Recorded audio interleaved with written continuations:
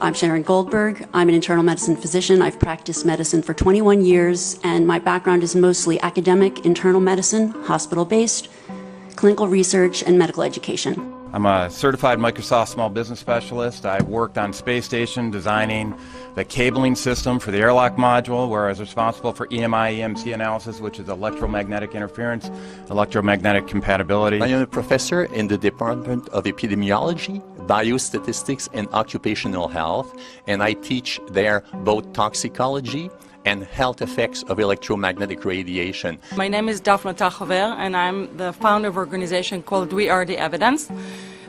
We are an organization that represents the many adults and unfortunately many children who have become very sick from wireless technology radiation. There seems to be a couple false Easter eggs being put out there right now. I want to make sure we dispel that right off the gate. The effects of wireless on health scientifically are very, very clear.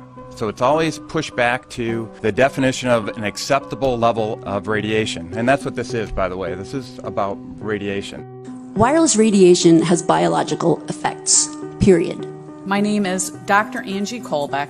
I've been reviewing the studies showing the impacts of wireless radiation on our health, and there are now thousands of studies showing the following adverse health impacts to wireless radiation: cancer, oxidative damage, DNA damage, DNA failure. Things like memory, dizziness, anxiety, brain fog. Headaches, nosebleeds, cognitive problem, exhaustion. We have evidence of DNA damage, cardiomyopathy, which is the precursor of congestive heart failure. Short and long-term memory loss, decreased attention spans, lower reaction times, even involuntary contractions of muscles causing misalignments of spines and jaws. Breast cancer. We suddenly have breast cancer in women who have no DNA predisposition.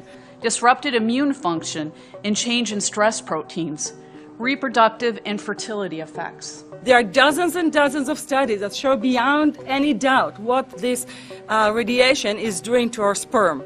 Now, if you take the cell phone out of your pocket, the sperm will recuperate within 3 to 4 months. What would not recuperate would be the damage to the DNA of the sperm. That is irreparable. The wife of the ex-governor of Indiana was diagnosed with glioblastoma. Same brain tumor Ted Kennedy had and John McCain had. Did you look at John McCain's scar? This is a cell phone brain tumor. LeBron James, one of our sports people, had a salivary gland tumor.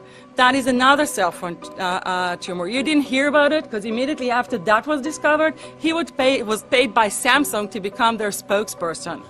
We are seeing increases in brain tumors. We're seeing increases in Alzheimer's. We're seeing increases in all of the neurotransmitter diseases, ALS, Lou Gehrig's disease, Parkinson's. These are all disease systems that are known to be associated with low-level energy exposures. We talk about 24/7, around-the-clock exposure, wherever you are and your whole body. You never get away from it. And it seems from our studies that maybe your immune system can cope with for a time, but it will deteriorate. Then the irradiation will definitely damage cells at a deeper level, and the question is what will then happen? These are out of peer-reviewed papers, so these are not just hypochondriacs thinking that they're doing it. We're having real problems with this. This is no longer a subject for debate when you look at PubMed and the peer-reviewed literature. These effects are seen in all life forms: plants, animals, insects, microbes. So 5G is not a conversation about whether or not these biological effects exist. They clearly do. There is scientifically evidence that is so strong that you can be certain that the standards used by the SCC to manage health effects are wrong. We need to start measuring how much radiation are people being exposed to before we roll out 5G. There are 4 kinds of electromagnetic fields that we know are harmful to human health. So radio frequency radiation, magnetic fields, dirty electricity, and electric fields, okay?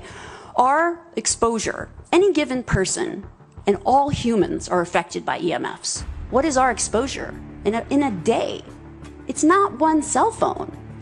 It's cell phones, it's multiple wireless networks, it's smart meters, it's cell towers. It's this sandwich, and it all adds up. The data we're going to look at are all published science, testing results, or public standards. At the bottom end of the radiation scale of what's called power density, or signal strength, is the minimum level at which cell phones will work, which was found to be 0.2 billionths of a microwatt per centimeter squared. Pine needles were found to age prematurely at 0.000027. At short-term exposures of 0.05, children aged 8 to 17 experienced headache, irritation, concentration difficulties, and behavioral problems. 0.1 is the Bow Biology or Building Biology Guideline for extreme concern. 1.0 produced sperm DNA fragmentation and a decrease in sperm viability in vitro. Also at 1.0, the science shows the following bodily effects can occur: headaches, dizziness, fatigue, insomnia, chest pain, difficulty breathing, and indigestion. 2.5 saw altered calcium metabolism in heart muscle cells. 4.0, changes in the hippocampus affecting brain memory and learning. And at 6.0, DNA damage in cells. So, where are smart meters on this list?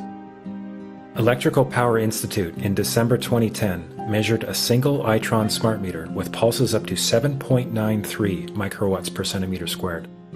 Our own testing indicated approximately 8.0 with 1 meter. These tests are at a close distance, approximately 1 foot away from the meter, but an infant's crib could be just as close on the other side of the wall where the meter or bank of meters are installed.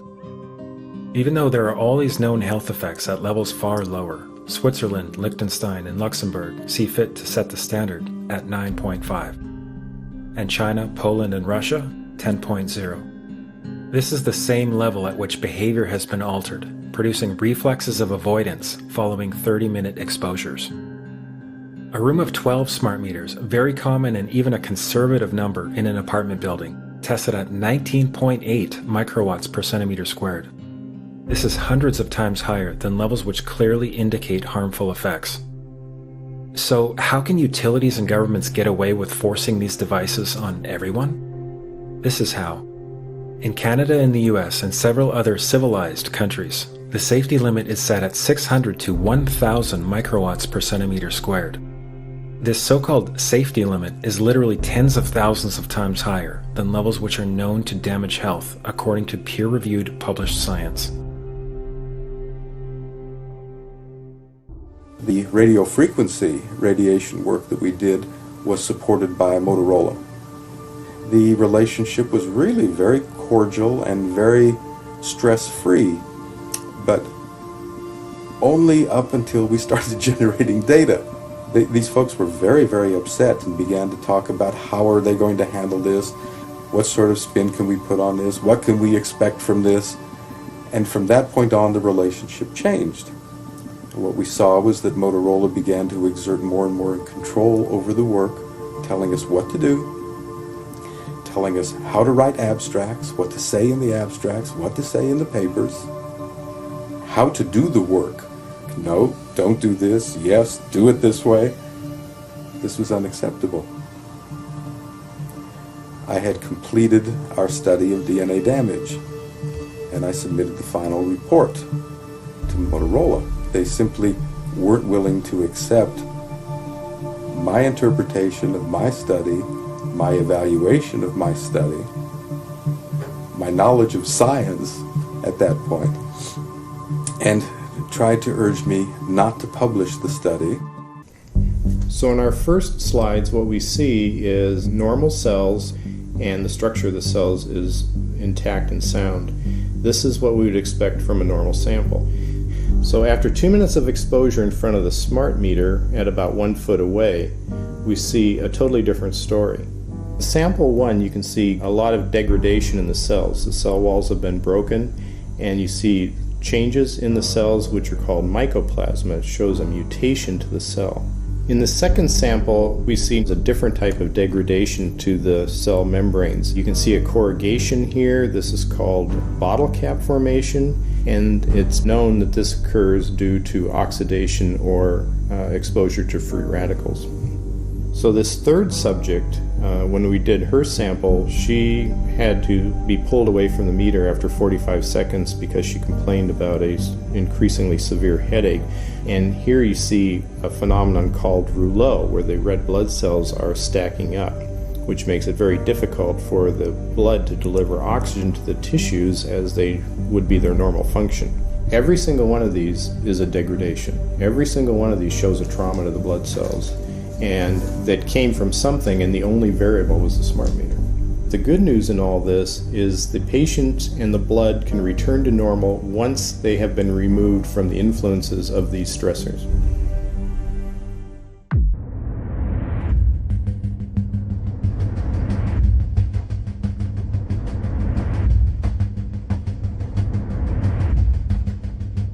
A major U.S. government study on rats finds a link between cell phones and cancer. Very first government study linking the radiation from cell phones to cancer. Two-decade, $30 million federal study out today found there is some evidence of a link between cell phone radiation and brain cancer. Professor, what is the NDP? I've heard that study several times. NDP is what? So it's a $25 million study on rats and mice that was supposed to demonstrate that there were no effects of radiation below thermal. And in fact, it demonstrated exactly the opposite. And it follows on the heels of two major studies on animals that said exactly the same thing. And that study was designed perfectly to make sure that it cannot be challenged, that there will not be any doubt. That's why it took them 14 years. That's how they prevented discussion of health. And why do they want to prevent discussion of health if there's no problem with health? I think anyone who puts Wi-Fi into a school should be locked up for the rest of their life.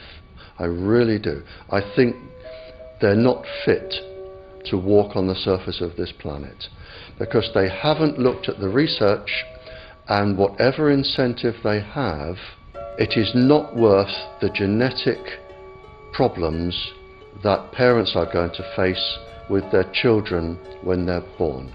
France has banned Wi-Fi in nursery schools and put warnings out for regular schools because they're finding there's impaired learning capacity in children when they're around Wi-Fi.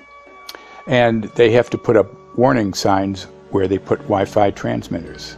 The 4 top diseases that kill our children, our young adults right now, are brain tumors, thyroid cancer, testis cancer, rectal cancer, everywhere we put our cell phones. And a lot of our children are sick and they're being misdiagnosed and mistreated because the wireless industry has put billions and billions of dollars in the past 30 years to mislead the public as to the health effects and keep the public uninformed.